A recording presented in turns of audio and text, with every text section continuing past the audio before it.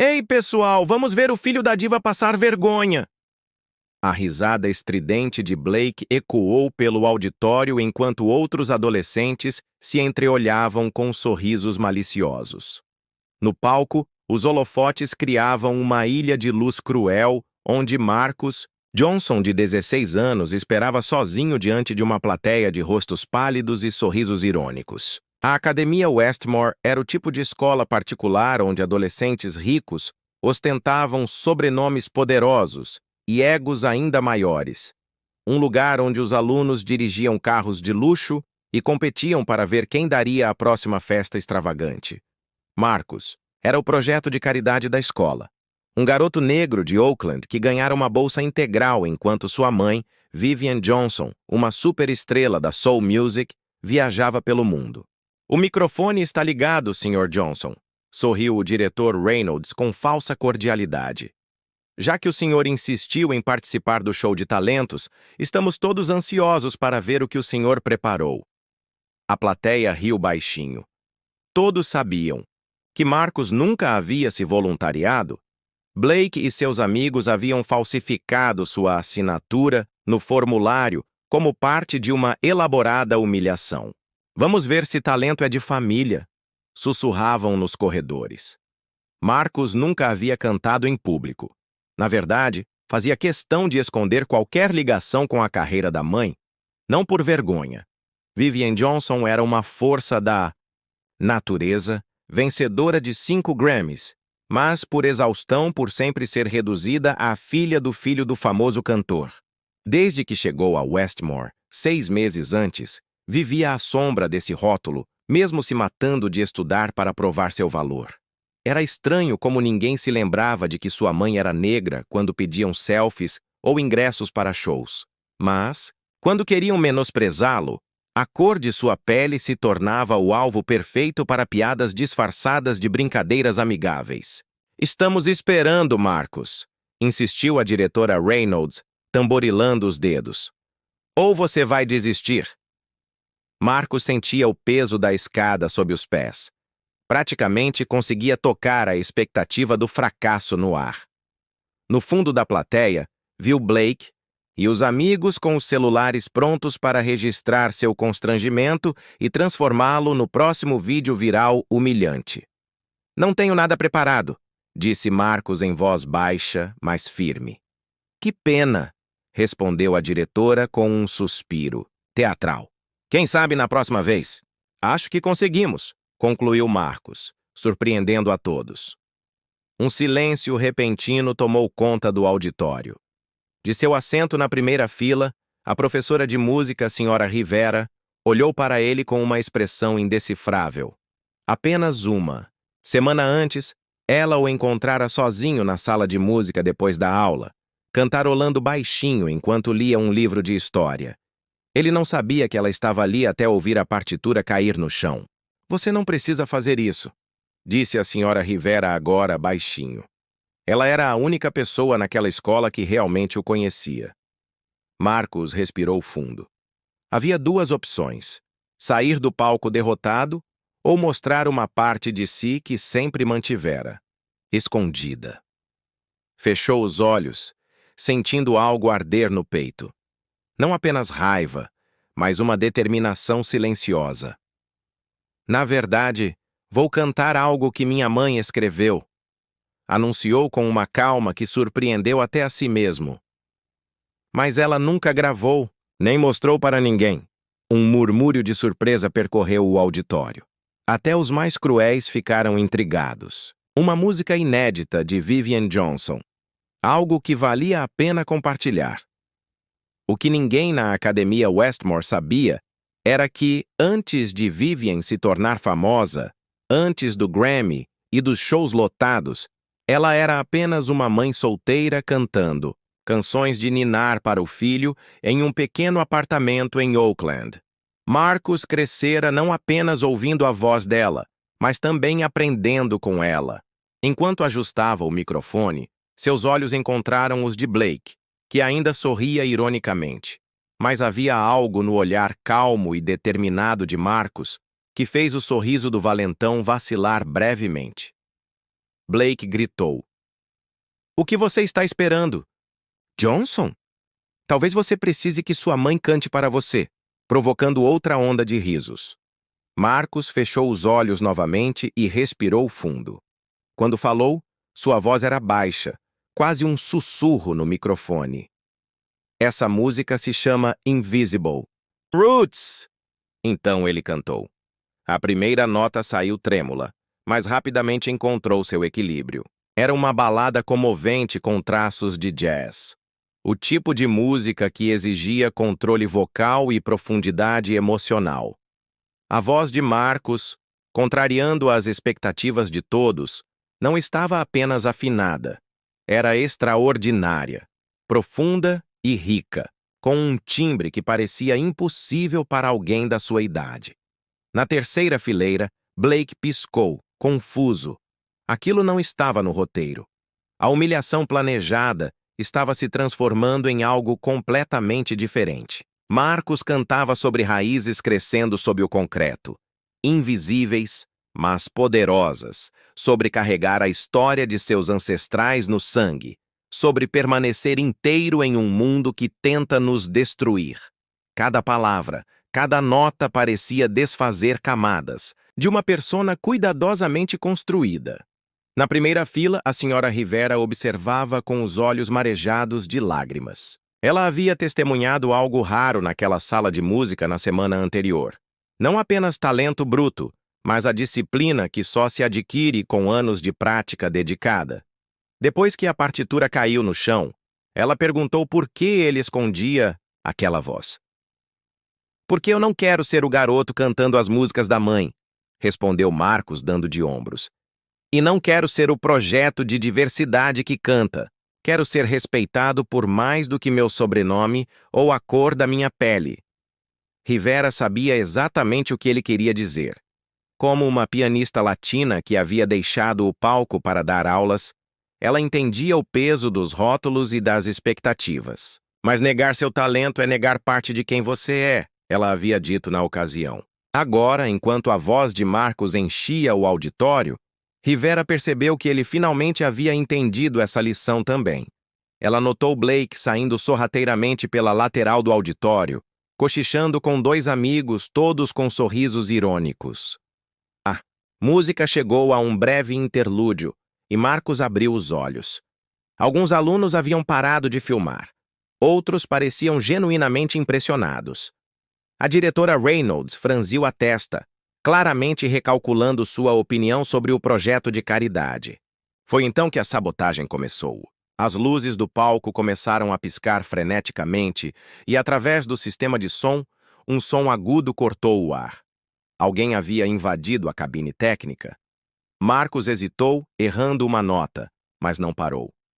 Quando o som retornou, uma batida eletrônica, pesada, se sobrepôs à sua voz através dos alto-falantes.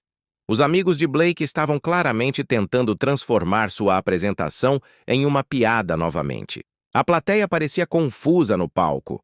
Alguns riram, pensando que a interferência fazia parte do espetáculo. Outros começaram a sussurrar, percebendo a sabotagem. A diretora Reynolds se levantou para intervir, mas antes que pudesse, algo inesperado aconteceu. Marcus ajustou sua interpretação.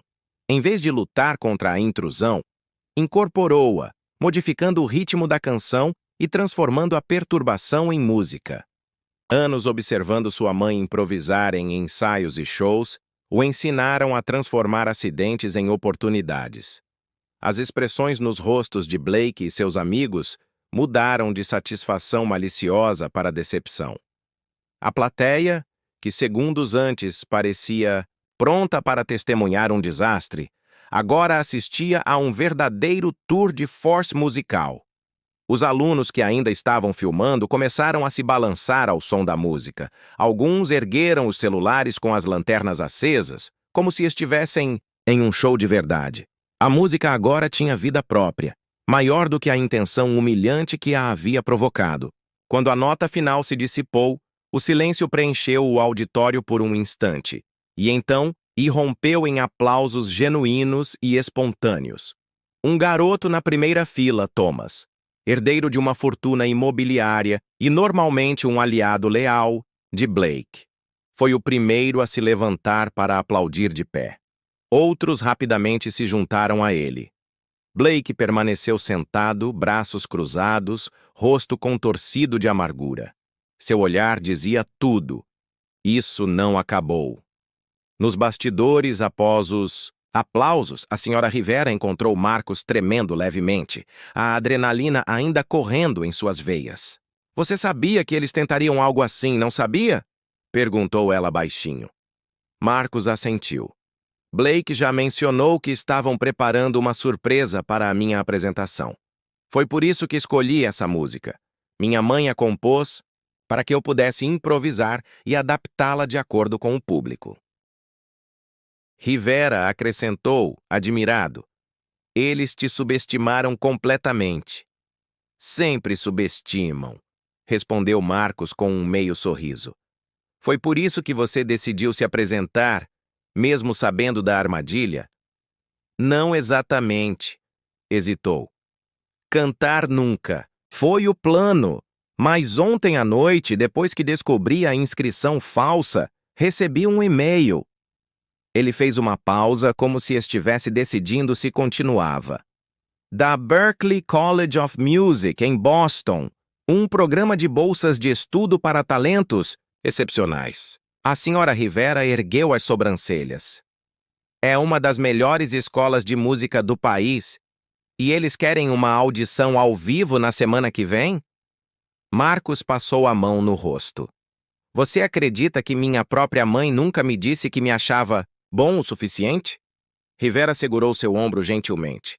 Às vezes, os pais veem um potencial que não vemos em nós mesmos. O momento foi interrompido por um grupo de alunos entrando no vestiário, todos querendo falar com Marcos.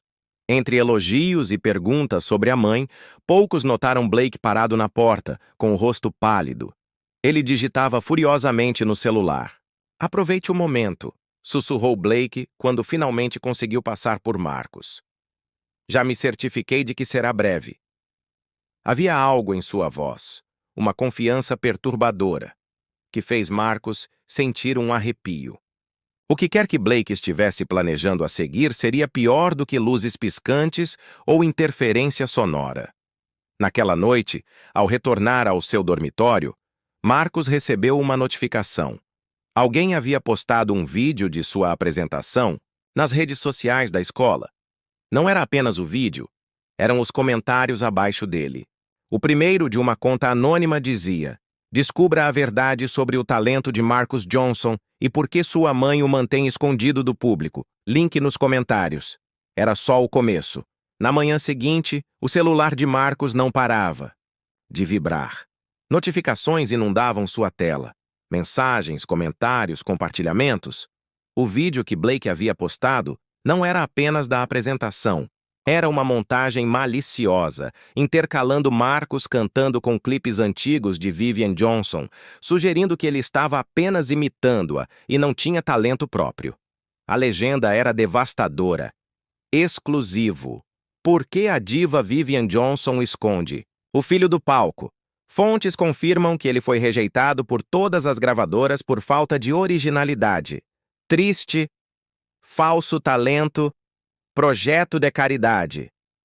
Ignorando minhas ligações agora, ecoou a voz de sua mãe quando ele finalmente atendeu. Vivian Johnson era muitas coisas. Uma superestrela internacional, uma mãe solteira incrivelmente ocupada. Mas nunca foi de tolerar injustiças. Acabei de ver aquela porcaria que você postou. Vou pegar o primeiro voo para casa.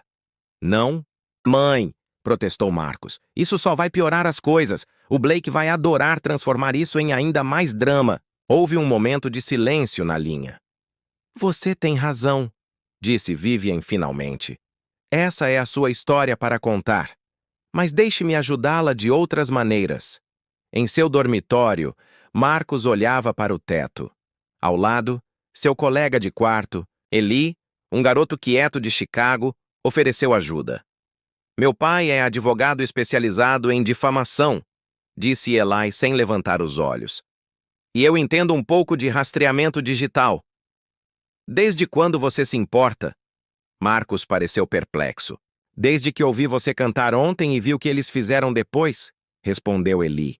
Alguns limites não devem ser ultrapassados. Enquanto isso, na sala de música, a senhora Rivera preparava seu próprio contra-ataque.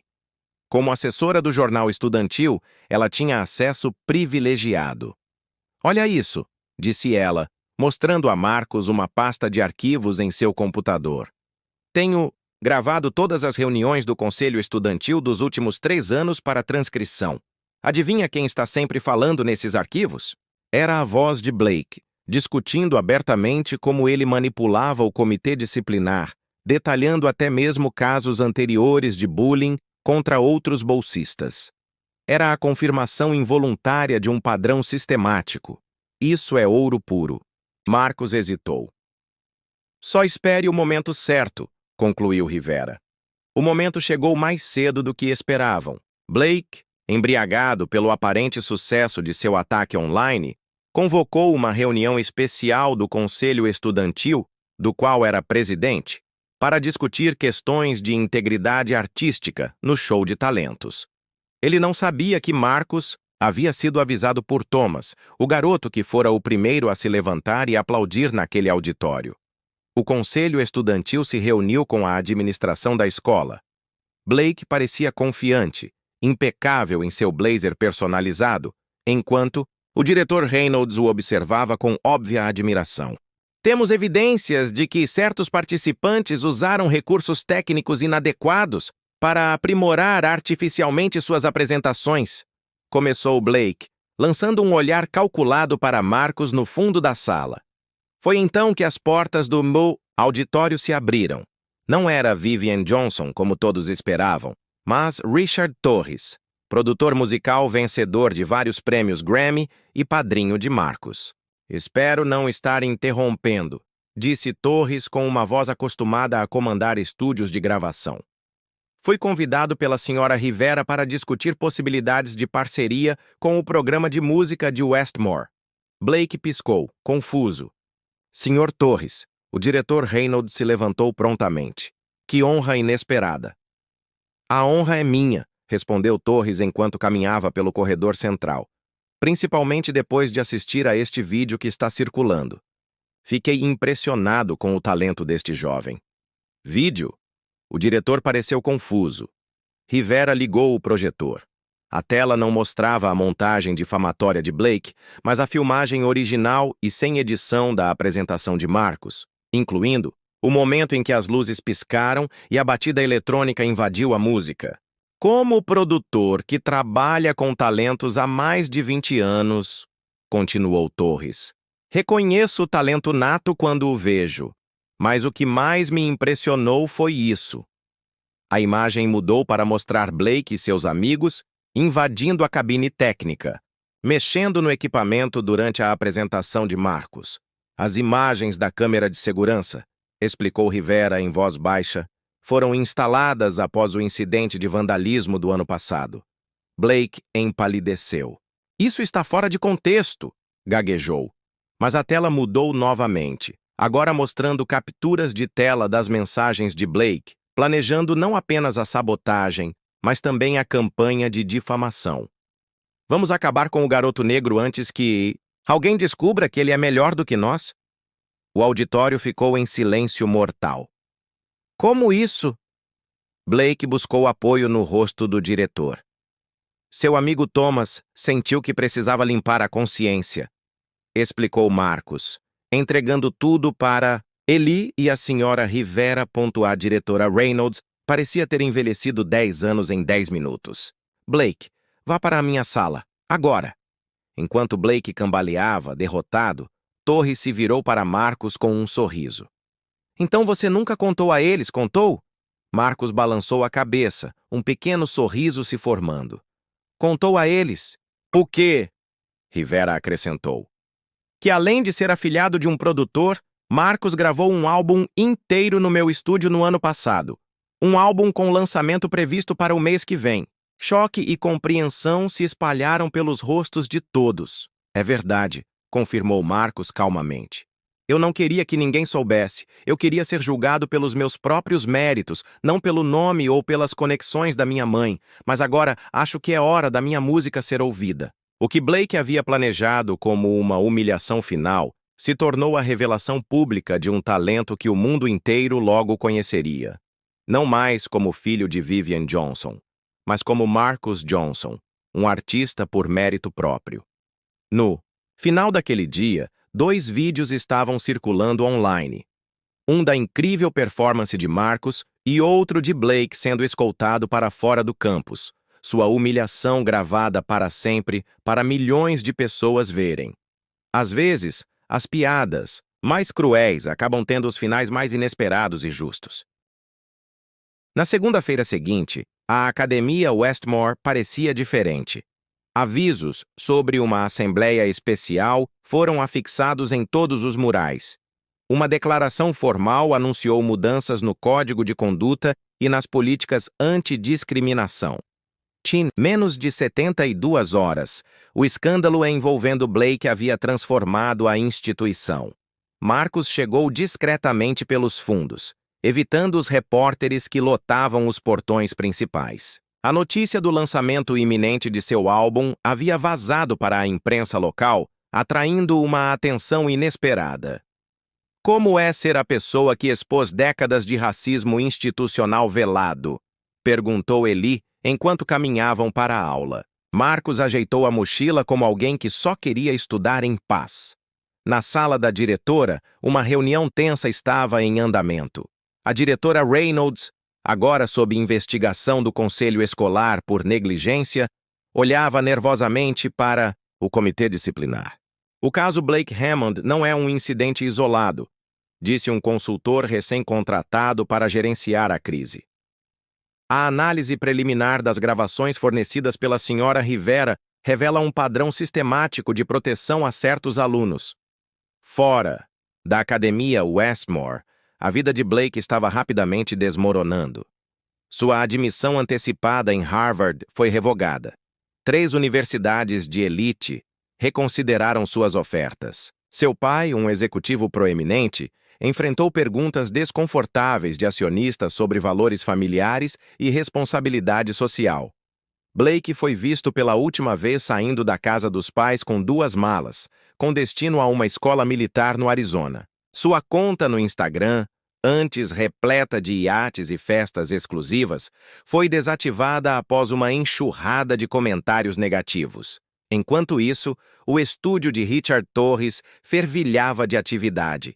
Marcus, sentado em uma cadeira giratória, de couro, ouvia as mixagens finais de seu álbum, Invisible Roots. Eu sempre soube que você tinha algo especial, disse Torres, ajustando o equalizador. Mas o que aconteceu naquela escola trouxe uma profundidade à sua performance que não existia antes. Experiência de vida, respondeu Marcus com um leve sorriso. O celular dele vibrou. Era uma mensagem de sua mãe, Vivian, finalmente voltando de sua turnê mundial. Orgulhosa não chega nem perto de descrever como me sinto. Estarei aí amanhã. Eu te amo. Ela já tinha assistido ao vídeo original mais de 100 vezes, confessou mais tarde. Eu vi você transformar o ódio deles em arte, disse ela quando finalmente se reencontraram. É isso que os grandes artistas fazem. No mês seguinte, o retorno de Marcus à Academia Westmore foi diferente. Os corredores, antes repletos de risos abafados e olhares condescendentes, agora se enchiam de respeito cauteloso, talvez até de admiração. Thomas, o garoto que primeiro se levantara e aplaudira, o cumprimentou calorosamente. Outros alunos, antes cúmplices silenciosos, buscaram redenção com gestos de inclusão. O diretor Reynolds foi substituído pelo vice-diretor Garcia, um educador progressista que imediatamente lançou um programa de conscientização sobre privilégios e diversidade. A senhora Rivera foi promovida a chefe do departamento de artes. Sabe, o que é irônico? Comentou Marcus com Rivera durante uma sessão de terapia. Blake queria me expor como filho de um cantor famoso, mas acabou me libertando desse rótulo para sempre. Rivera sorriu. O lançamento de Invisible Roots aconteceu em uma tarde de primavera, sem grandes festas ou extravagâncias, apenas um evento intimista no estúdio de Torres com as pessoas que realmente importavam. Vivian Johnson assistiu orgulhosamente, de um canto enquanto seu filho fazia um breve discurso. Este álbum nasceu da necessidade de ser visto além dos rótulos, explicou Marcos. Quando cantamos, não somos definidos por nossa cor, nossa família ou nosso passado. Somos definidos pela verdade que trazemos em cada nota. As críticas foram unânimes. Marcus Johnson não era apenas filho de Vivian Johnson. Ele era um artista com sua própria voz autêntica e poderosa. 3 meses após seu lançamento, o N2 álbum recebeu 2 indicações ao Grammy, incluindo o Melhor Artista Revelação. Em uma entrevista à Rolling Stone, quando perguntado sobre Blake e o incidente na escola, Marcus respondeu com surpreendente serenidade. Não o agradeço pelo preconceito ou pela humilhação. Ninguém deveria ter que passar por isso. Mas agradeço a ele por me dar a oportunidade de enfrentar o medo que estava me impedindo de ser completamente quem eu sou. Blake queria me mostrar meu lugar e, ironicamente, foi exatamente isso que ele fez. Simplesmente não era o lugar que ele imaginava. A Academia Westmore transformou o antigo show de talentos em um festival anual da diversidade, oficialmente chamado de Festival Raíces, em homenagem à música que Marcos cantou naquele dia fatídico. O evento se tornou um dos mais prestigiados entre as escolas regionais, atraindo talentos diversos de todo o país. Em sua apresentação de formatura, 3 anos depois, Marcus Johnson retornou ao palco do Westmore como convidado especial. A ironia não passou despercebida por ninguém. O mesmo palco que deveria ter sido sua humilhação pública, agora o recebia como uma lenda. Antes de cantar sua última música, ele compartilhou uma reflexão. Todos nós enfrentamos momentos em que os outros tentam definir quem somos e do que somos capazes. Nesses momentos temos uma escolha: aceitar a definição deles ou responder com a nossa própria verdade. E essa verdade, quando finalmente descoberta, tem um poder que nenhum preconceito pode silenciar.